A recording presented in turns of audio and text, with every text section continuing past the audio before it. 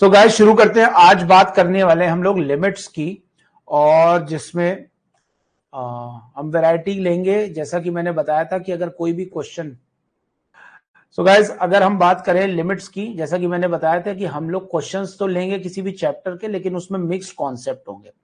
सो आज का सेगमेंट शुरू करते हैं। सबसे पहला क्वेश्चन है, लिमिट्स सेशन 1 है। सबसे पहला क्वेश्चन है, if f x is equal to 3 raise to power minus mod x, x belongs to R है, और यहां पे एक फंक्शन दिया है एच टी, जो कि इंटीग्रेशन, डेफिनेट इंटीग्रेशन के फॉर्म में दिया, राइट। टी की वैल्यू नॉन जीरो ऑब्वियसली दी होगी क्योंकि अपॉन में लिखा हुआ है। Then which of the following is are true. इस तरह का क्वेश्चन जेई एडवांस के बहुत ही फेवरेट क्वेश्चन है। इंटीग्रेशन, डेफिनेट इंटीग्रेशन के साथ लिमिट लगा देते हैं या इनइक्वालिटी लगा देते हैं, है ना। इस तरह के क्वेश्चंस को हमें कैसे सॉल्व करना चाहिए, लेट अस सी। जैसे अगर मान लो मैं यहां पे बात करूं एच टी, यहीं से शुरू करते हैं। एच टी बाई टी लाना है हमें यहाँ पे एच टी बाई टी लाना है। क्यों? क्योंकि हर जगह पे उसी की लिमिट्स की बात की गई है। तो हम हमारा ऑब्जेक्टिव क्लियर कर लेते हैं पहले कि हमें limit t tending to zero, कभी जीरो प्लस कभी जीरो, है ना, एच टी अपॉन टी लाना। अब एच टी अपॉन टी हम कैसे ला सकते हैं? डेफिनेट इंटीग्रेशन में एक ट्रिक होती है, सिंपली सब्सटीट्यूशन, है ना। जैसे यहां पे x लिखा हुआ है, अगर हम यहां t बाहर निकालना चाहते हैं और क्वेश्चन भी चीख चीख के कह रहा है x बाई टी को u मान लो, x बाई टी को u मान लें, व्हाट डज इट मीन? ये कहलाता है सब्सटीट्यूशन। अलाउड है? यस। लिमिट्स चेंज करनी पड़ती है। तो अगर मैं यहाँ पे एच टी, जो कि फंक्शन तो t के टर्म्स में ही आएगा क्योंकि x पे इंटीग्रेशन लगा हुआ है, तो अगर मैं x बाई टी को u मान लूं, that means I am considering x as ut, right, where t is a some constant and u is new variable। तो अगर मैं ऐसा रख दूं तो x बाई टी यहां पे u हो जाएगा, और इसकी मदद से अगर हम dx निकालें तो ये t तो कांस्टेंट है, तो ये क्या t du हो जाएगा, यानी ये बन गया t du, राइट। और इससे नई लिमिट्स आ गई। If you put the old limits, x की वैल्यू ये लिमिट किसकी होगी? x की। x की वैल्यू -1 रख दें तो u की लिमिट आ रही है -1 by t to 1 by t, right. और इससे अब ये t बाहर आ गया, तो ये t -1 by t to 1 by t f u d u. क्या थोड़ा थोड़ा डेफिनेट इंटीग्रेशन आता है सभी को? यहां तक का स्टेप समझ में आ गया। एंड ये हमें समझ में आ गया कि ये मोटिवेशन हमें कहां से मिला ये सब्सटीट्यूशन रखने का, क्योंकि हमें अपॉन में t चाहिए था, राइट। सो अब ये वाला जो t, जो कि इंटीग्रेशन से परे है क्योंकि वेरिएबल अलग है, तो we can write h t upon t is equal to -1 by t to 1 by t f u d u, right. और अगर इसमें हम limit t tending to zero लगा दें, अब जीरो प्लस और जीरो माइनस पे क्या होगा सब जानते हैं। 1 अपॉन टी जीरो पे मतलब डिसकॉन्टिन्यूअस फंक्शन होता है। जीरो प्लस पे अलग लिमिट लेता है, जीरो माइनस पे अलग लिमिट लेता है। तो हमें दोनों जो लिमिट्स हैं वो अलग अलग निकालनी चाहिए। तो अगर मैं बोलता हूं limit t tending to zero plus h t upon t, obviously f x function जो है वो ये दे रखा है 3 की पावर माइनस मॉड एक्स, तो वो हम यूज कर लेंगे। लेकिन फिलहाल आप ये बताओ, अगर मैंने यहाँ limit t tending to zero plus लिख दिया तो ये क्वांटिटी क्या माइनस इंफिनिटी को और ये इंफिनिटी को टेंड कर जाएगी, और ये आ जाएगा 3 की पावर मॉड एक्स, 3 की पावर प्लस मॉड एक्स या माइनस मॉड एक्स। 3 की power minus mod x being an even function, क्या सबको मालूम है 3 की पावर मॉड एक्स, या यहां मॉड यू लिख लो क्योंकि चीजें यू में चल रही थी। क्या सबको 3 की पावर माइनस मॉड यू का ग्राफ पता है? 3 की पावर यू का ग्राफ होता है कुछ इस तरह का, इंक्रीजिंग। 3 की पावर माइनस यू का ग्राफ होता है डिक्रीजिंग। इसीलिए 3 की पावर माइनस मॉड यू का ग्राफ जो अब मैं हाईलाइट कर रहा हूं वो होगा यहां से लेकर के यहां तक। और इवन फंक्शन है, इवन फंक्शन में लेफ्ट साइड का एरिया और राइट साइड का एरिया अलग अलग होता है। और यहां पे अगर हम लोग इंटीग्रेशन की बात करें तो जीरो से इंफिनिटी और माइनस इंफिनिटी से इंफिनिटी जीरो दोनों में इंटीग्रेशन सेम होगा, इसलिए हम इसको लिख सकते हैं 2 टाइम्स 0 से इन्फिनिटी, और पॉजिटिव साइड में तो ये 3 की पावर माइनस यू के जैसा है। और अब इसका इंटीग्रेशन निकालना नो बिग डील, सबको मालूम है इसका इंटीग्रेशन होता है 2 इंटू 3 की power minus you upon minus 1, limit लगा दी अपॉन में ln3 है ना, और माइनस भी आ जाएगा minus ln3 actually. So minus तो बाहर ले लो और लिमिट लगा दो, क्या u की लिमिट लगा दो 0 टू इन्फिनिटी। अगर हम -2 यहां लें, अपॉन ln3 बाहर ले लें और यहां पे इन्फिनिटी रख दें तो ये 0 आ रहा है, और 0 रख दें तो ये 1 आ रहा है। तो what is the answer? 2 upon ln3 being it's a positive number, right. अगर हम t0 प्लस लेते हैं, ठीक है जी, ओके, हाँ ln3 भी। और अगर हम इसी तरह से limit t tending to 0 minus लेते हैं तो क्या आएगा? ht अपॉन t, ये लिमिट्स आ जाएंगी ठीक इसकी उल्टी। क्यों? क्योंकि in that case minus infinity की जगह आ जाएगा प्लस इंफिनिटी, और यहां आ जाएगा minus infinity, right right right, क्या बिल्कुल रिवर्स हो जाएगा। अब ये भी इवन फंक्शन है, सबको ये भी पता होना चाहिए कि इंटीग्रेशन में, नहीं पता तो याद कर लो इसको, अभी फिलहाल इंटीग्रेशन में सीखोगे, माइनस इंफिनिटी से इंफिनिटी रिवर्स करने पर इंटीग्रेशन माइनस हो जाता है, राइट। लिमिट्स रिवर्स करने पर इंटीग्रेशन माइनस हो जाता है। तो आंसर क्या फिर सेम आ जाएगा? नहीं, आंसर आ जाएगा 0 से इंफिनिटी में इवन फंक्शन है, तो ये आ जाएगा 3 की power minus you d you, positive side. क्या -2 अपॉन ln3 आ जाएगा? Right right right right, limits बदल गई ना, हाँ, वी नो फ्रॉम फिजिक्स, ठीक है। इंटीग्रेशन में लिमिट्स इंटरचेंज करने पर, यानी कि यहां पे हम लिख सकते हैं a to b fx dx is equal to minus b to a fx dx। Very smart, समझ आ गया सभी को पहला क्वेश्चन। तो इसमें क्या वो डिफाइन करवाना चाह रहे थे आपसे, ऑप्शन इस तरह के दे रहे थे।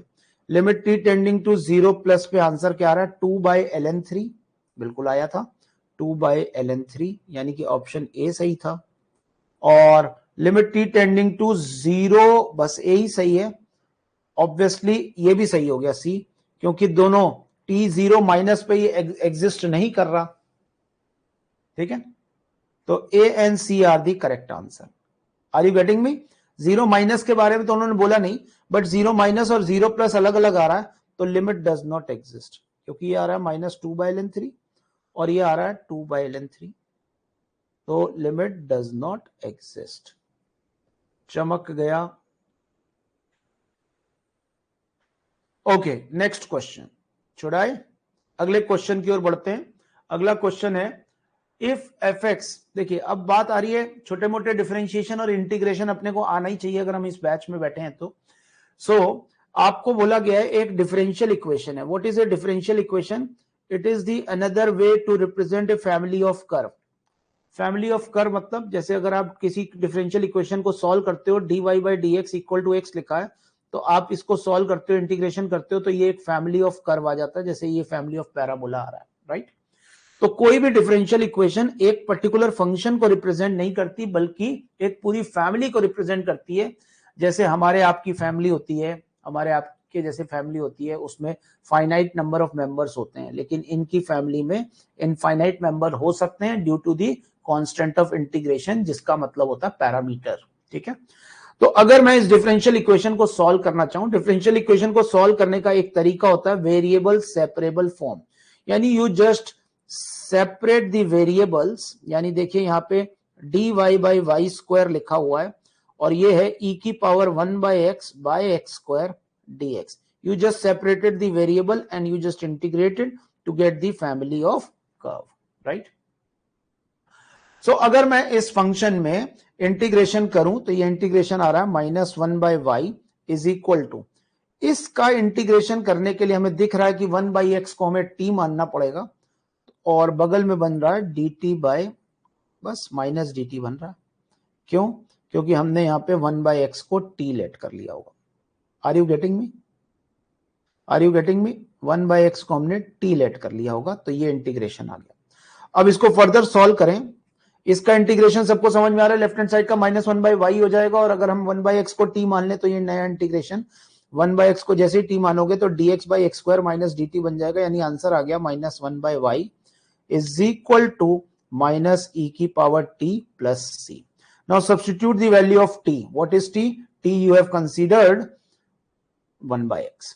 So -1/y is equal to -e की पावर 1/x plus c. हम क्या करते हैं, इसको कुछ नए अंदाज में लिख लेते हैं। 1/y is equal to e की पावर 1/x माइनस c की जगह लिख लो प्लस k, यानी ये वो कर्व आ गया, ये वो फैमिली ऑफ कर्व आ गए, यानी ये वो पूरी फैमिली आ गई जो इस डिफरेंशियल इक्वेशन से रिप्रेजेंट हो रही। अब इसमें कई बार वो फैमिली ऑफ कर्व निकालने के लिए कोई वैल्यू दी होती है, and sometimes like in this question a limit is given, है ना। अब इसमें लिमिट गिवन है, उन्होंने कहा ये जो फैमिली ऑफ कर्व आ रहा है इसमें y को आप fx बोल सकते हो, y को क्या बोल देना, fx बोल देना, यानी लिखा है। और अगर मैं यहां पे लिख दूं लिमिट एक्सटेंडिंग टू 0 fx, यानी इस फंक्शन में मैं लिमिट ले रहा हूं, लिमिट एक्सटेंडिंग टू 0, ये 1/fx है, e की लिमिट एक्सटेंडिंग टू 0, दोनों तरफ लिमिट ले ली, e की पावर 1/x प्लस k। क्या हम ऐसा लिख सकते हैं क्या, ऐसे लिख सकते हैं क्या? हमें इसका रेसिप्रोकल लेना पड़ेगा, नहीं तो हमारा काम बनेगा नहीं, क्योंकि हमें fx पे लिमिट लगानी है ना। तो हम क्या करते हैं, इसका रेसिप्रोकल लिख लेते हैं fx, और इसका रेसिप्रोकल आ जाएगा लिमिट एक्सटेंडिंग टू 0, नोट ये क्या k प्लस e की पावर 1/x आ रहा है, जहां k वी डोंट नो, वही तो निकालना हमें। सो एक्सटेंडिंग टू 0 पे fx कितना दिया हुआ है, ये दिया हुआ है 1, ये दिया हुआ है 1, राइट। सो अगर ये 1 दिया हुआ है तो बताइए यहां x टेंडिंग टू 0 e की पावर 1/x, क्या ये इंफिनिटी को टेंड कर जाएगा? तो काम तो बना नहीं, ये तो इंफिनिटी को टेंड कर गया, ऊपर 1 आ रहा है, कैसे करें भाई? हाँ, यही तो क्वेश्चन है, व्हाट टू डू। अगर ये x टेंडिंग टू 0 डालने पर ये ऊपर इंफिनिटी आ रहा है, तो भाई लिमिट 1 तभी आनी चाहिए जब इंफिनिटी माइनस इंफिनिटी फॉर्म हो, ऐसा कुछ, या क्या हो जाए कि हम ये k की वैल्यू निकाल पाए। x टेंडिंग टू 0 1/fx, देखिए क्वेश्चन में क्या है, k tends to minus infinity जाना चाहिए, तो फिर आंसर कैसे निकलेगा लाला? ठीक है, एक बार वापस चेक करते हैं कि कहीं हमसे कोई मिस्टेक तो नहीं। क्वेश्चन में e की पावर 1/x ही लिखा हुआ है, बिल्कुल सही है। तो e की पावर 1/x, और ये आ गया limit x tending to 0 fx equal to 1, बिल्कुल सही है। यहाँ पे माइनस आ गया था, तो आप एक काम करो, x टेंडिंग टू 0 पे fx की वैल्यू 1 है ना, इसको हम 1 पुट कर देते हैं, और अगर हम 1 पुट कर दें इसको, मतलब सब कुछ एक साइड में ले आए, सब कुछ एक साइड में ले आए, और 1/y, ये k वाली वैल्यू इधर ले आते हैं, 1/y minus k is equal to e की पावर 1/x, ऐसा लिख सकते हैं, या प्लस k कर लो या प्लस c कर लो, जो भी आप करना चाहो, है ना। ठीक है, हाँ 1/y प्लस c, तो बताइए, हाँ बिल्कुल सही है। अगर मान लीजिए हम x टेंडिंग टू 0 डालते हैं तो इसकी वैल्यू आ जाएगी 1 प्लस सी, क्यों? क्योंकि 1/y भी तो 1 को टेंड करेगा, 1 प्लस सी, और इसकी वैल्यू 0 डालते हैं तो ये इन्फिनिटी। तो मेरे ख्याल से क्वेश्चन में कुछ हमने मिस कर दिया, माइनस होना चाहिए क्या, लेट मी चेक, है ना, लेट मी चेक कि आंसर में क्या, हाँ आंसर में बेटा है तो 1/x ही, और हमने सही भी लिखा है, 1/x को हमने t लिख दिया, तो -1/, मेरे ख्याल से यहाँ क्वेश्चन में हमें गलत दिया गया, अदरवाइज क्वेश्चन सॉल्व नहीं होगा। एक बार थोड़ा सा चेंज करके देखते हैं, है ना। e की पावर -1/x, e की पावर -1/x करें तो देखते हैं क्या बनता है। ये आ रहा है -1/x, और चूंकि यहाँ e की पावर -1/x को आपने t माना होगा, इस बार -1/x को t लेट कर लेते हैं। -1/x को t लेट करने पर ये dt आ जाएगा, कोई इशू नहीं है। हम क्वेश्चन में थोड़ा बदलाव कर रहे हैं, ऐसा लग रहा है कि हमसे कुछ मिस हो गया, तो दैट मीन्स ये क्या -1 ये हो गई बात, e की पावर जो t आपका एक्चुअली कुछ इस तरह की सिचुएशन बन रही है ना। मतलब हमें, या फिर ऐसा कर लो कि 1/x को ही t मानो और इसमें माइनस आने दो, माइनस इस 1/x को ही t मानो और इसमें माइनस t आने दो, और ये बन जाएगा dx/x² माइनस dt बन जाएगा। तो कहीं ना कहीं पूरी चीज में सब कुछ सेम आ गया, बस ऊपर माइनस t आ गया। यस, ऐसा करने से ये यहां पे e की पावर -t, राइट, और ये भी क्या माइनस लगा रहेगा यहाँ, ठीक है। अब ये कुछ इस तरह की बात आ गई कि 1/y प्लस 1/e की पावर -1/x और ये आ गया c -c। नोट करें, kindly note this, 1/y plus c is equal to e की पावर -1/x। एक छोटा सा बदलाव किया क्वेश्चन में, आप लोग सभी लोग देख लें, यहाँ पे माइनस होना चाहिए। उससे क्या होगा, जब आप x टेंडिंग टू 0 डालोगे तो fx की वैल्यू क्या आ जाएगी, लिमिट x टेंडिंग टू 0 डालने पर fx 1 आ रहा है, यानी इसे तो आप 1 रख दो, 1 प्लस c, ये 1 आ रहा है ना। और इसे आप ध्यान से देखो, जब आप x टेंडिंग टू 0 डालोगे, और 0 कौन सा 0, 0 प्लस या 0 माइनस, ये भी मेंशन नहीं है। अच्छा, तो हमें यहां पे थोड़ा सा मेंशनिंग करनी पड़ेगी कि नहीं तो फिर क्या होगा, 0 प्लस पे ये हो जा रहा है 0, 0 प्लस पे ये हो जा रहा है 0, तो c की वैल्यू क्या हो जाएगी 1, ठीक है। ये मेंशनिंग कुछ इस तरह की करनी है हमें कि आपको जो गिवन है वो 0 प्लस पे गिवन है, ठीक है, अदरवाइज हम नहीं निकाल पाएंगे क्योंकि वो एक जगह ऐसी बात फंस गई है। हाँ, 0 प्लस मतलब हमें एक तरह से क्वेश्चन में बहुत छोटे छोटे दो फ्लॉ थे। अगर यहाँ पे 1/x लेना था तो यहाँ 0 माइनस लिखना चाहिए था, या फिर अगर हमने -1/x ले लिया तो यहाँ 0 प्लस लिखना चाहिए था। You can understand this easily, ये आपको डेटा दिया हुआ है। सो इससे c की वैल्यू 1 बेसिकली क्या है, कंडीशन दी है ताकि आपकी c की वैल्यू निकल आए। No function, you know that function आ गया y 1/y is equal to c e की पावर -1/x -1। अब हमने जो बदलाव किए उससे पता नहीं आंसर में कुछ बदलाव ना हो गया हो, ठीक है, फिर भी देख लेते हैं। तो ये आंसर आ गया y is equal to e की पावर -1/x, है ना, और y इज इक्वल टू, इसका उल्टा कर देते हैं, 1/e की पावर -1/x -1। ये हमारा वो फंक्शन, वो फैमिली मेंबर आ गया जो वो चाहते थे। आई तो पूरी फैमिली थी, लेकिन ये वो फैमिली मेंबर आ गया। हाँ, अब अलग अलग देखते हैं भाई क्या आंसर आएगा। नोटिस करो हमारे पास डोमेन क्या है, डोमेन दी नहीं हुई है, तो डोमेन हमें पूरी लेनी है। जो भी आ रहा है e की पावर 1/x -1, ये y की वैल्यू आ गई है, ठीक है। हमें fx की रेंज निकालनी है 0 से 1 एक्सेप्ट 1/2 ऐसा बोला गया है। तो आई डोंट थिंक कि ऐसा कुछ आने वाला है क्योंकि हमने क्वेश्चन में चेंजेस किए हैं। चलो फिर भी देखते हैं। हम देख पा रहे हैं कि 1/x की वैल्यू, 1/x की वैल्यू रेंज ऑफ चाहते हैं e की पावर -1/x। 1/x तो कुछ भी हो सकता है, बस 0 नहीं हो सकता। तो e की पावर 1/x की वैल्यू हम ले सकते हैं, सिंस 1/x की वैल्यू आ जाएगी -r-0, ठीक है, कुछ भी आ जाएगी, इसीलिए -1/x भी आ जाएगा r-0, इजी।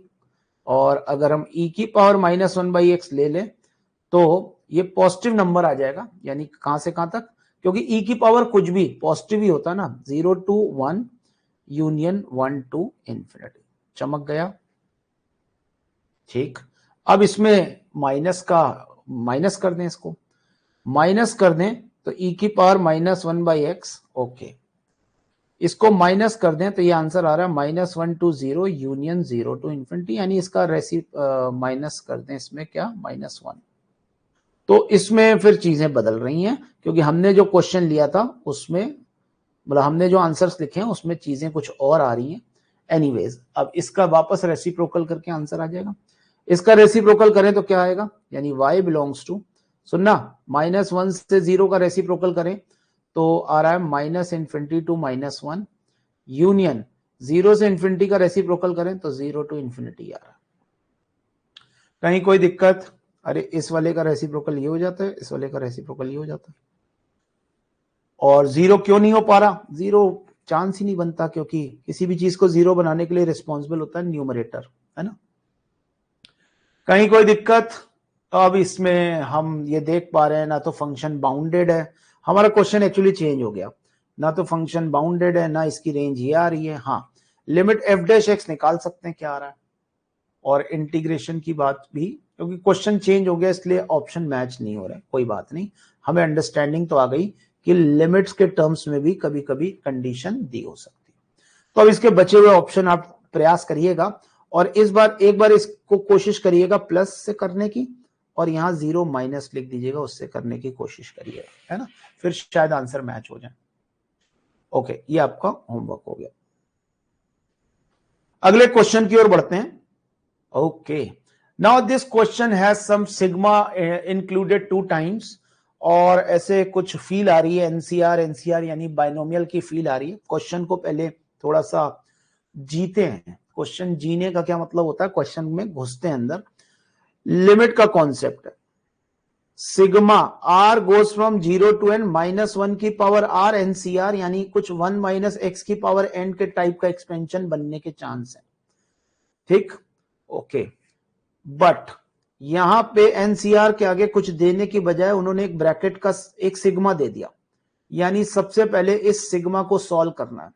ऐसे क्वेश्चन से डरना नहीं है, राइट, हमें इसको क्रैक करते जाना पीसेस में ब्रेक करके। देखिए हो क्या रहा है, ये लिखा है एनसीआर, ये लिखा है समथिंग की पावर आर, समथिंग की पावर आर। आप इस -1 की पावर आर को समथिंग की पावर आर में डाल दो। हाँ, दिस मतलब ये पूछ रहे हो या बता रहे हो? Pranay, are you asking this कि अथर्व लैब्स की वर्कशीट से है? क्वेश्चन देखते हैं। देखिए लिमिट तो हम देखेंगे बाद में, पहले हम इस सिग्मा को सॉल्व करते हैं, इस सिग्मा को हम सॉल्व करते हैं।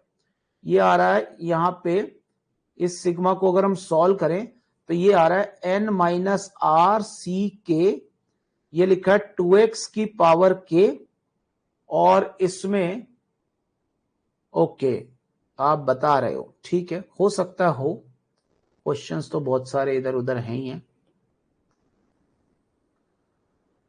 अथर लैब्स को हम धीरे धीरे बंद करके उसको कन्वर्ट कर रहे हैं बालूजा क्लासेस में, ना। ओके, ये इसका क्या एक्सपेंशन है, ये एक्सपेंशन क्या लिखा हुआ है, ये एक्सपेंशन है 1 + 2x की पावर n - r, राइट।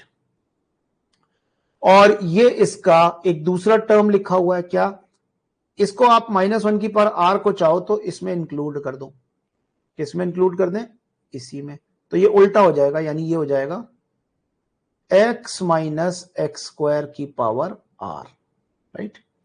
अभी होल पावर 1/x तो पूरा सिग्मा के बाहर है, और यहां पे ये sigma r goes from 0 to n NCR। क्या ये टर्म सबको समझ में आ गए? यानी हमने यहां से यहां तक का कवरेज कर लिया पूरा, राइट। अभी पावर 1/x नहीं लिखी है, ठीक है। तो आंसर आ गया ये NC, actually this is 1 + 2x + x - x² की पावर n। देखिए मान लो अगर मेरे को सिंपल सा लिमिट का क्वेश्चन देना है तो मैं सिंपल नहीं देके क्या करूंगा, पहले उसमें बाइनोमियल उलझा दी, और अब ध्यान से देखो ये बन गया 1 + 3x - x² की पावर n, और उसकी होल पावर 1/x तो लिखी हुई है, तो यानी n/x, ये बन गया पूरा एक्सप्रेशन। ब्रैकेट अगर सोच लें ब्रैकेट भी सोच लें तो यानी ये पावर आ गई n बाई एक्स। अब हमें इसकी लेनी है लिमिट, यानी अब हमारे पास क्वेश्चन है limit x tending to 0 1 plus 3x minus x square की पावर n बाई एक्स। अब तो सिंपल 1 की पावर इंफिनिटी का फॉर्म हो गया, 1 की पावर इंफिनिटी का फॉर्म हो गया, तो आंसर हो जाएगा e raise to power 1 plus 3x minus x square minus 1, सबको मालूम ना e की power f x minus 1 into n by x. 1 से 1 कटा, ये आ गया। अच्छा लिमिट तो लगा नहीं है यहाँ पे, e की power limit x tending to 0 f x minus 1 into g x, यही तो होता है। तो e की power limit x tending to 0 3x minus x square into n by x. Answer is e की पावर 3n। ठीक है, समझ आ रही है बात? Dakshata, are you getting it? Binomial covered with limits. ठीक है, देखने में डरावने टर्म बना दिए जाते हैं ताकि आप उसके अंदर घुसने की हिम्मत ही ना कर पाओ। आगे बढ़ते हैं अगले क्वेश्चन की ओर। अगला क्वेश्चन है, अब थोड़ा सा हम लोग एक एक्सरसाइज मैं पूछता हूं आपसे, आप बताना आंसर क्या आएगा। Limit x tending to 0 sine x upon x का GIF क्या होता है, और limit x tending to 0 tan x upon x का GIF क्या होता है। ऐसे limit x tending to 0 sine x upon x क्या होता है पूरे का GIF, और limit x tending to 0 tan x upon x का GIF क्या होता है। Limit can be brought, can you bring this limit inside the, मतलब ये और ये क्या बराबर होंगे क्या? पहले वाले का आंसर आ जाता है। एक्चुअली ये कंपोजिट फंक्शन है, कंपोजिट फंक्शन में जब तक पूरी लिमिट सॉल्व ना हो जाए तब तक लिमिटिंग वैल्यू रखते जाते हैं। यानी we know that sine x upon x, sine x is always less than x on the positive side, तो ये 1 माइनस होता है, और 1 माइनस का GIF क्या हो जाता है 0। राइट, कैसे पता? साइन एक्स का जो ग्राफ होता है वो हमें मालूम है 1 से नीचे होता है पॉजिटिव साइड में। पॉजिटिव साइड में साइन एक्स का ग्राफ, सर केवल पॉजिटिव साइड में ही क्यों देख रहे हैं? क्योंकि ये एक इवन फंक्शन है। साइन एक्स अपॉन एक्स कैसा फंक्शन है? इवन फंक्शन है। इवन फंक्शन की लिमिट केवल 0 प्लस पे देखी जाती है, 0 माइनस पे तो सेम होती है, 0 प्लस पे देखी जाती है, यानी f0 plus is equal to f0 minus for what? Sine x के लिए, साइन एक्स अपॉन एक्स के लिए, है ना, सेम होगी, इक्वल होगी, क्योंकि फंक्शन कैसा है? इवन फंक्शन है। राइट, पहले वाले का आंसर 0, राइट, और दूसरे वाले का आंसर एग्जैक्ट 1 आ जाता है, तो 1। इस तीसरे वाले का आंसर ये 1 प्लस आ जाता है, 1 प्लस का GIF 1, और ये एग्जैक्ट 1 आ जाता है, इसलिए उसका GIF भी 1। तो इसका मतलब ये नहीं कि इसमें लिमिट अंदर ले आए, है ना।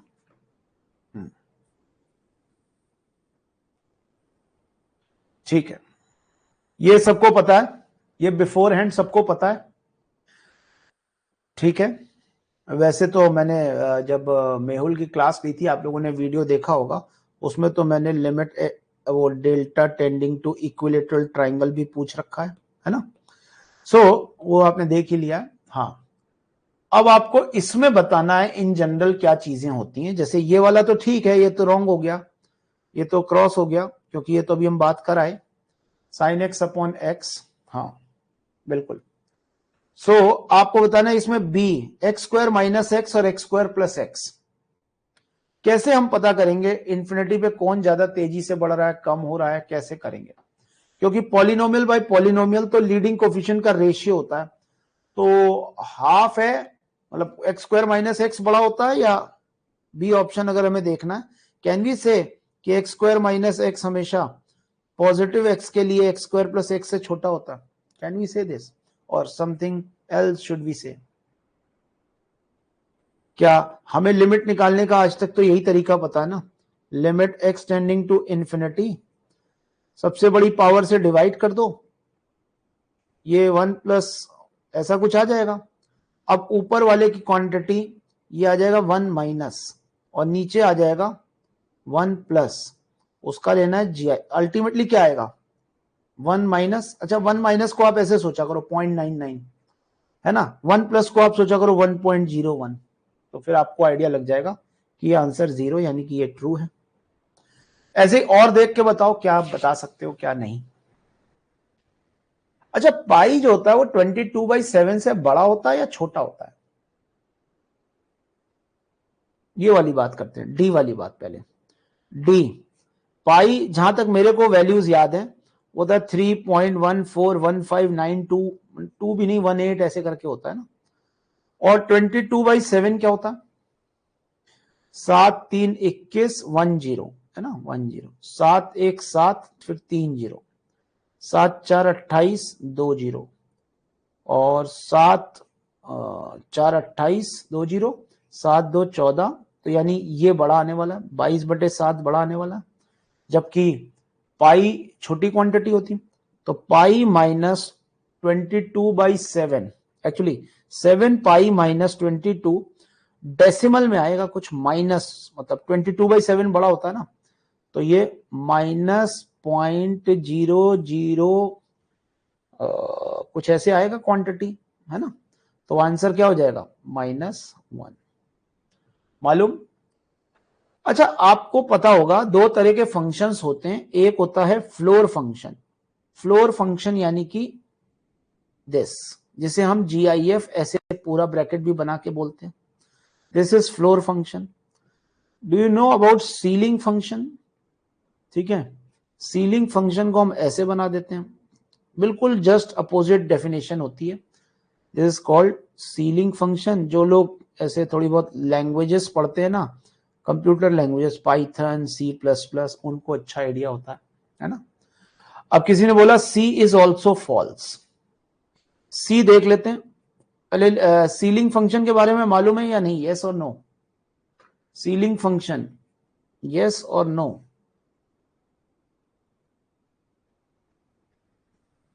ठीक है तब तक सी ऑप्शन एक्सप्लोर कर लेते हैं। 5x² plus 5x plus 5 minus 3x minus 4 divided by x² plus x plus 1, ऐसा लिख सकते हैं। तो दैट मीन्स कि ये आ जाएगा 5 minus of 3x plus 4 upon x² plus x plus 1। नीचे क्वांटिटी बहुत बड़ी आ रही है, ऊपर छोटी, तो 0 को टेंड करेगा, लेकिन जो भी आएगा 0 प्लस ही तो आएगा ना, 5 में से 0 प्लस घटा रहे हैं, ये आंसर क्या 4 आ जाएगा, तो ये सही आ गया, ये सही आ गया, बी और डी। सी सही नहीं आया क्या, केवल x² को देखें या पूरे को देखें, 4 आएगा, या मतलब केवल इसको देखें या केवल क्या करें, ये 0 आएगा क्या एग्जैक्ट। फिर अगर इसकी लिमिट निकालनी है तो आपको ऐसे कर देना चाहिए, इसमें x² का डिवाइड कर देना चाहिए।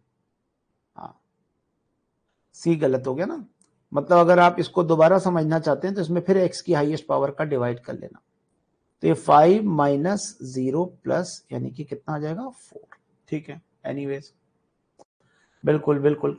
सीलिंग फंक्शन क्या होता है पहले तो बताओ, ये क्या होता है। फ्लोर फंक्शन होता है greatest integer less than or equal, इसको ऐसे पढ़ना चाहिए, greatest of all integers less than or equal to x, है ना। वैसे डेफिनेशन है greatest integer less than or equal to x, लेकिन वो समझने के लिए ग्रेटेस्ट ऑफ ऑल इंटीजर्स ऐसे बोलना चाहिए, greatest integer less than or equal to x, है ना। जैसे हम बोलते हैं, मतलब क्या इसका, हम बोलते हैं ऐसे, जैसे मान लो आपसे कहा जाए 3.2 का GIF निकालो, तो आप बोलते हो greatest integer, greatest of all integer less than or equal to x। 3.2 से सारे छोटे इंटीजर बोलो, तो 3 2 1 0, उन सब में ग्रेटेस्ट कौन 3, इसलिए 3 आंसर हो जाता है।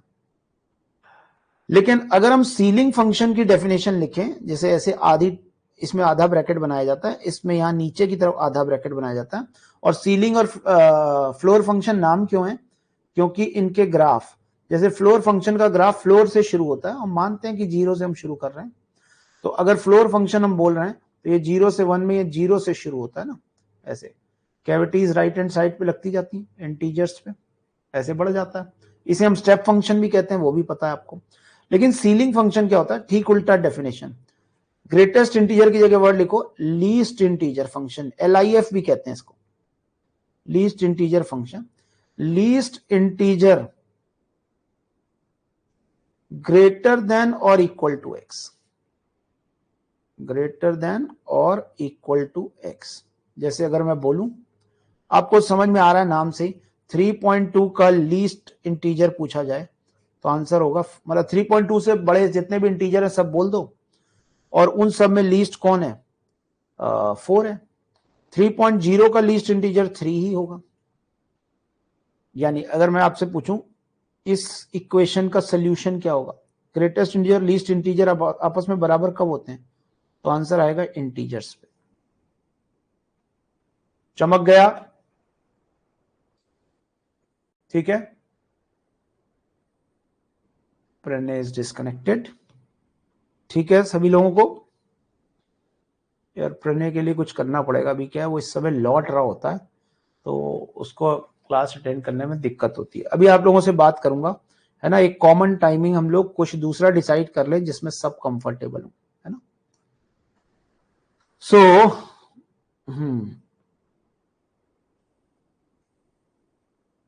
ओके, नेक्स्ट क्वेश्चन की ओर बढ़ते हैं। नेक्स्ट क्वेश्चन में, अब ये एक आसान क्वेश्चन है कि लिमिट्स के क्वेश्चन में हमें टेलीस्कोपिक सम की बात कही गई है इनवर्स ट्रिग्नोमेट्री के मिक्सचर के साथ, राइट।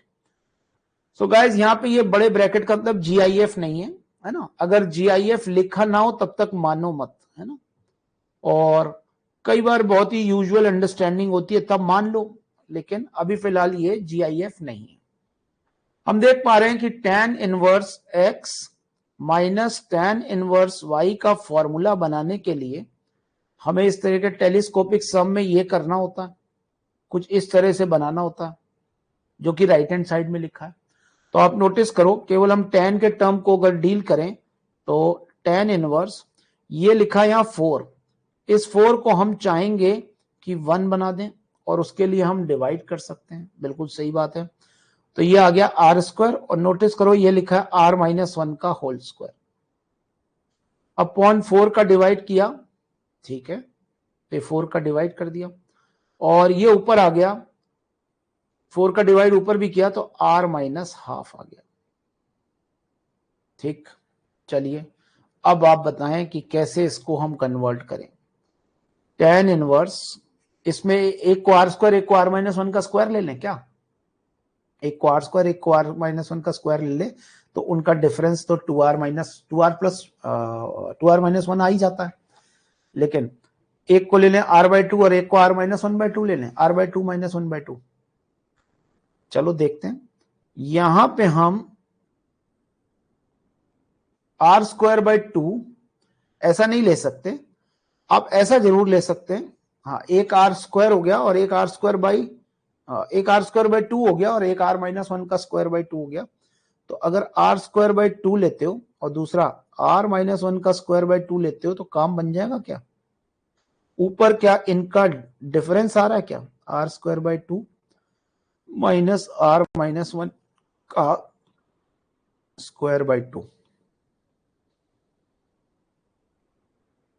सॉरी, एवरीवन देखते हैं, अगर हम इस r की जगह, यानी ये बन गया, आप चेक करो पहले, r स्क्वायर से r माइनस 1 का स्क्वायर घटाएं तो 2r माइनस 1 और अपॉन में 2 चल रहा है, तो क्या हम इसे tan inverse r square by 2 minus tan inverse r minus 1 का स्क्वायर बाय 2 लिख सकते हैं कि नहीं। अगर मैं इसे VR मानूं तो ये VR माइनस 1 बन ही रहा है फॉर श्योर, और जब सबको मालूम है अगर TR general term TR VR minus VR minus 1 है तो SN हो जाता है VN माइनस V0, इसे हम टेलीस्कोपिक सम कहते हैं। दक्षिता पता है बेटा आपको? टेलीस्कोपिक सम वो बेसिकली VN-1 मेथड भी कहलाता है। अलग अलग शहरों में अलग अलग नाम से बोला जाता है इसको। दिल्ली में यूजुअली VN मेथड कह देते हैं, है ना। वैसे बेटर नेम है ओलंपियाड अंडरस्टैंडिंग के लिए टेलीस्कोपिक सम, राइट। दूर तक का समेशन सॉल्व हो जाता है। Now what is VN? Actually VR था ये, तो VN भी यहीं से निकालो और tan inverse n²/2। Mehul clear है बेटा? और V0 ये आ जाएगा, तो ये SN आ गया। अब आगे की बात तो बड़ी आसान है। कॉट इनवर्स फिर से यहां पे हम SR और SR उसमें लिख सकते हैं, फिर से टेलीस्कोपिक सम लग रहा है ना। ठीक है, तो आगे वाला पोर्शन आपको खुद करना होगा। अगले क्वेश्चन की ओर बढ़ते हैं। SN निकाल दिया मैंने।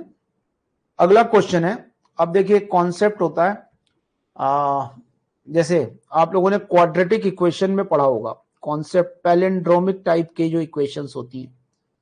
जैसे मैं एक बड़ी सी इक्वेशन दूं आपको, AX³ plus BX² plus BX plus A, cubic ले लेते हैं, बहुत बड़ी नहीं ले रहे हैं।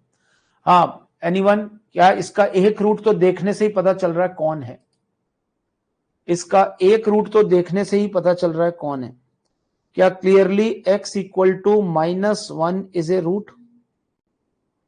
यानी इसके कोफिशिएंट पैलिंड्रोमिक स्टाइल में लिखे ना, A B B A, right. तो ठीक है, इस तरह की कभी कोई इक्वेशन हो तो उसमें या तो x = 1 रूट होता है या x = -1 रूट होता है। जैसे चेक करें, ये वाली जो इक्वेशन थी यहां तक, AX³ plus x -1 minus A = 0।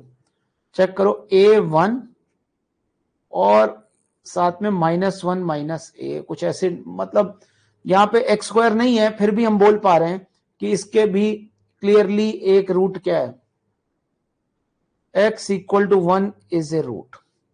अरे समझ में आ गया? ऑल्दो उसमें बिल्कुल सिमिलर बात नहीं है, लेकिन हम ये बोल पा रहे हैं, इजी। एक और बात, इस तरह की पैलिंड्रोमिक इक्वेशन में अगर अल्फा एक रूट है तो 1/α is also a root. Why so? क्या थी बताओ बेटा? कि अगर किसी पॉलिनोमियल में x के प्लेस पे 1/x रख दें और सेम इक्वेशन रिफ्लेक्ट हो तो इससे क्या रिजल्ट डिड्यूस करते हैं?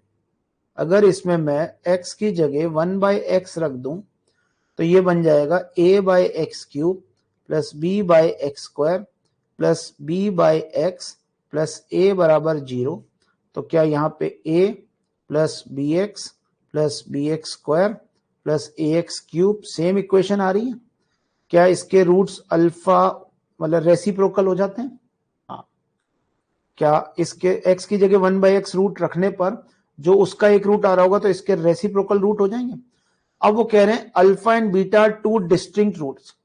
अगर आप वो -1 वाला रूट लेते तो वो फिर रेसिप्रोकल वाला नहीं, यानी beta is equal to actually 1/α।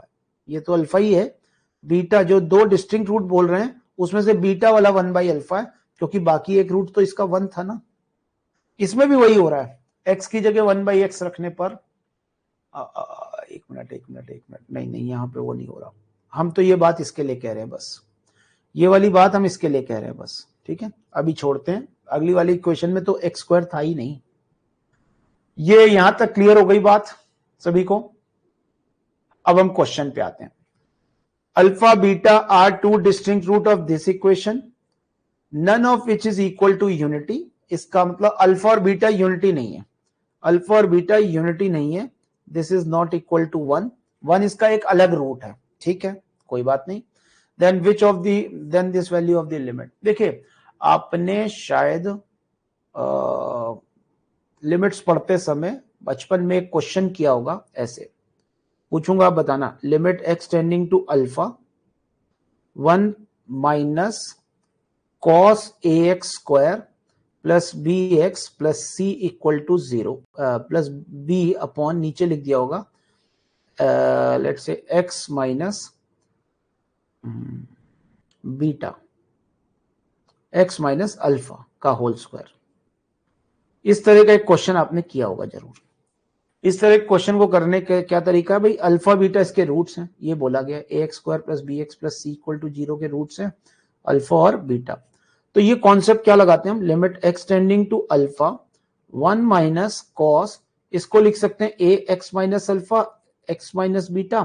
Now apply standard limit, नीचे भी हम a square x minus alpha का whole square x minus beta का होल स्क्वायर लिख दें तो ये स्टैंडर्ड लिमिट में कन्वर्ट हो गया। ऐसा करने के लिए हमने ए स्क्वायर एक्स माइनस बीटा का होल स्क्वायर मल्टीप्लाई डिवाइड किया, ठीक है।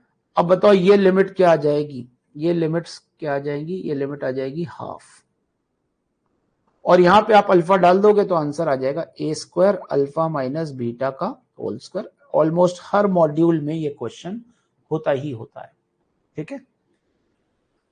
अब इसमें फ्लेवर डाल दिए जाएं तो ऐसे भी पूछ सकते थे, लिमिट मान लो ये क्वेश्चन की बजाय मैं ये क्वेश्चन पूछूं, आप डायरेक्ट आंसर देना, limit x tending to 1 by alpha 1 minus, सुनना ध्यान से, cos c x square plus b x plus a. अब इसमें क्वाड्रेटिक का फ्लेवर डाल दिया 1 माइनस अल्फा एक्स का होल स्क्वायर। इसका आंसर कौन निकाल के बताएगा। अल्फा बीटा अभी भी ये वाली बात तो अभी भी दी हुई है इसके साथ, अल्फा बीटा इसके रूट्स हैं। तो अगर अल्फा बीटा इसके रूट्स हैं तो अगर आप ऑर्डर रिवर्स कर देते हो तो इसके रूट्स क्या 1 बाय अल्फा और 1 बाय बीटा होंगे। Do you understand this Mehul, Dakshita, ख्याति, डू यू अंडरस्टैंड दिस कि इसके रूट्स 1 बाय अल्फा और 1 बाय बीटा होंगे।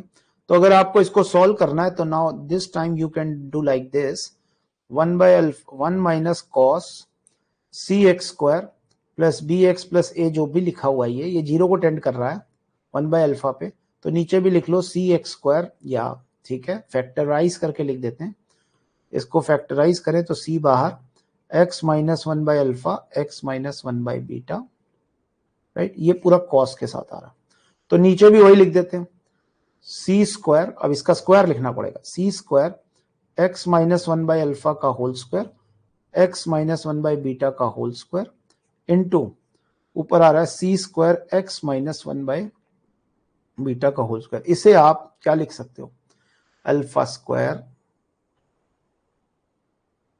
कॉमन लेते हुए, अल्फा स्क्वायर अगर इसमें से कॉमन ले लें तो 1 बाय अल्फा माइनस एक्स का होल स्क्वायर बन रहा है 1 माइनस, ठीक है, वो ये लिखा हुआ है इजी। तो अगर मैं इस पे पूरे में लिमिट निकालना चाहूं तो ये लिमिट आ जाएगी हाफ, और यहाँ 1 बाय अल्फा डाल दें तो आंसर आ जाएगा c square by 2 alpha square 1 by alpha minus 1 by beta. मतलब थोड़ा सा तड़का लगा दिया इस तरह की प्रॉब्लम। हाँ ठीक है, 1 सी स्क्वायर 1 माइनस, थोड़ा सा गड़बड़ है मेहुल, सी स्क्वायर 1 माइनस तुमने बोला बी बाय ए का होल स्क्वायर, नहीं नहीं नहीं नहीं, कुछ थोड़ा सा गड़बड़ है, चेक करो। अल्फा स्क्वायर तो नीचे एक एक्स्ट्रा आ ही रहा, अगर मैं ऊपर से 2 नहीं, आपके अल्फा बाय बीटा का रेशियो भी कुछ गड़बड़ हो गया।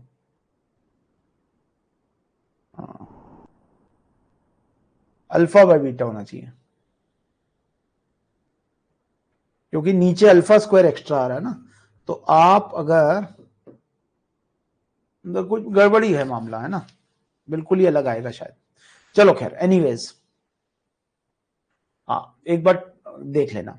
तो अब हम वापस चलते हैं उस क्वेश्चन पे। हमारा क्वेश्चन ये था, having known all these concepts, हमारा क्वेश्चन अब आया कि limit x tending to 1 by alpha को टेंड करें, यानी सारे तड़के लगा दिए इन्होंने, पैलेंड्रोमिक भी लगा दिया, उसमें भी थोड़ा सा फ्लेवर डाल दिया कि नॉट प्योरली पैलेंड्रोमिक बल्कि वो सब कुछ कांस्टेंट में डाल दिया। सबसे पहले बताएं, a x cube plus x minus 1 minus a equal to 0 के रूट्स हैं 1 अल्फा और बीटा। तो बताइए ये इक्वेशन वो नहीं लिखी हुई जो हम चाहते हैं, ये उसकी उल्टी इक्वेशन लिखी हुई है, यानी किसके roots 1 by alpha 1 by beta और 1 हो जाएंगे, a by x cube plus 1 by x minus 1 plus a equal to 0। Cross multiply करें, आई मीन एलसीएम लें, तो ये आ रहा है a plus x square minus 1 plus a times x cube. ठीक से लिखें, 1 plus a times x cube minus x square minus a बराबर 0 के रूट्स आ रहे हैं 1 बाय अल्फा 1 बाय बीटा। ध्यान से देखो, क्वेश्चन में यही यूज किया है ऊपर, राइट। तो ऊपर वाले के फैक्टर आ गए हमारे पास, ऊपर वाले के फैक्टर आ गए, राइट। क्या आ गए फैक्टर, ऊपर हम लिख देंगे। अच्छा, आपको याद होना चाहिए लीडिंग कोफिशिएंट तो हमेशा लिखते ही हैं, यानी अगर आप इसको ऐसे लिखना चाहो तो 1 प्लस ए इंटू पहला फैक्टर एक्स माइनस 1, दूसरा factor x minus 1 by alpha, तीसरा factor x minus 1 by beta, ऐसे लिखना पड़ेगा, राइट। यस, और अल्फा और बीटा में आप रिलेशन निकाल सकते हैं। क्या, इन तीनों का प्रोडक्ट ऑफ रूट क्या आ रहा है, 1 इंटू 1 बाय अल्फा। ऊपर से देख लो ना, अल्फा और बीटा में रिलेशन क्या आ रहा है, अल्फा और बीटा में रिलेशन आ रहा है, आपको ये इक्वेशन दी थी ना, 1 into alpha into beta product of root, तो माइनस प्लस माइनस, यानी आ जाएगा 1 प्लस ए बाय ए। इससे क्या, बीटा को ए अल्फा के टर्म्स में लिख लोगे अगर आंसर प्योरली अल्फा के टर्म्स में हुआ तो। चेक कर लेते हैं आंसर। अच्छा, आंसर तो अल्फा बीटा के टर्म्स में, उसमें के एल की वैल्यू निकालनी, ठीक है। वी डोंट नो क्या होने वाला है, हम तो सीधे सीधे अब क्वेश्चन लिखते हैं। लिमिट, इसके हमने फैक्टर लिख लिए, ये थे, तो ये फैक्टर हो गए, है ना। और हमने यहां लिमिट वर्ड डाल दिया, लिमिट एक्स टेंडिंग टू, क्या लिखा है, 1 बाय अल्फा, ठीक है जी। यानी ये 1 बाय अल्फा वाला फैक्टर इनडिटर्मिनेंसी ला रहा होगा, ये काटना होगा हमें। और नीचे आ रहा है e की power 1 minus alpha x minus 1, नीचे यहां लिखा है ऐसे, और अपॉन में x माइनस 1, ठीक है। चलो, ऐसा कुछ है ना, ठीक है। ये हमें लिमिट कितनी दी हुई है, ये लिमिट दी हुई है हमें ए एल के alpha minus beta, A L के अल्फा माइनस बीटा, एक्चुअली के बाहर है, नहीं, के alpha minus beta upon alpha. तो गाइज इसको कंपेयर करना है, यानी क्वेश्चन बड़ा सा बना दिया, 2 3 4 कॉन्सेप्ट मिला करके। हमें क्या ये x माइनस 1 कटता हुआ दिख रहा है, क्या हमें ये दोनों मिल के स्टैंडर्ड लिमिट बनाते हुए दिख रहे हैं, क्योंकि ये दोनों यही तो इनडिटरमिनेंसी ला रहा है। चेक करो, हम इसमें इसको भी हम 1 माइनस अल्फा एक्स बनाना चाहते हैं, जो ऊपर लिखा है, x tending to 1 by alpha, 1 plus a अलग किया, एक्स माइनस 1 बाय बीटा अलग किया, ठीक है, इनटू अल्फा एक्स माइनस 1 में अल्फा एलसीएम लिया तो अल्फा अपॉन में आ गया, और ये आ गया e की power 1 minus alpha x minus 1, standard limit बन गई। लेकिन उसके लिए ऊपर अल्फा एक्स माइनस 1 नहीं, 1 माइनस अल्फा एक्स चाहिए, तो हमने माइनस का मल्टीप्लाई कर लिया। यहां तक सबको रेक्टिफिकेशन समझ में आए, बताइए ये पूरी लिमिट किसके बराबर होगी, e की power t minus 1 upon T. क्या ये लिमिट t टेंडिंग टू 0 पे 1 हो जाती है, यहाँ पे t कौन, 1 माइनस अल्फा एक्स। अब जहां जहां अल्फा एक्स आ रहा है वहां 1 बाय अल्फा लिखना शुरू कर दो, यानी आंसर आ गया minus 1 plus A 1 by alpha minus 1 by beta upon में अल्फा। चमक गया। अब आपका आंसर आ गया, माइनस अंदर ले जाओ, ठीक है, ए एल, यानी क्या आंसर आ गया, के एल निकालना चाहते हैं। अच्छा अच्छा, तो आंसर कुछ ए के टर्म्स में आएगा, अपॉन में अल्फा भी आ रहा है, बीटा, ओके, ठीक है। सो एक कॉम्प्लिकेटेड सा टर्म आ गया, क्या, माइनस 1 प्लस ए, यहां पे बन जाएगा alpha minus beta upon alpha square beta. उसमें से अल्फा बीटा की वैल्यू आप रख देना, अल्फा बीटा की वैल्यू थी 1 प्लस ए अपॉन ए, अल्फा बीटा की वैल्यू थी, एक्चुअली एक जो अल्फा बीटा आ रहा है वो हो जाएगा 1 प्लस ए अपॉन ए, और एक अल्फा बचेगा। तो क्या आपको 1 प्लस ए से 1 प्लस ए कटता हुआ दिख रहा है, ऊपर आ गया a alpha minus beta upon alpha. अब बताओ कंपेयर करो तो एल तो क्या हो गया, एल है ही नहीं यहाँ पे, एल 1 हो गया, और के भी क्या हो गया 1 हो गया, तो के एल क्या हो गया 1 ही हो गया। चमक गया, क्लियर है। एक बीच में अब कंसोलिडेशन क्लास लगेगी, यानी जो क्लासेस लगी हुई हैं उनके अलावा एक क्लास बीच में लगा दूंगा मैं। होपफुली अगर मेरा कोई और कमिटमेंट नहीं दिखा तो प्रोबेबली संडे को। संडे का आपको कोई टेस्ट तो नहीं है? आपका अपनी अभी जो जहां भी आप पढ़ रहे हो, अपनी जो प्रेजेंट कोचिंग है उसमें आपका कोई टेस्ट तो नहीं है?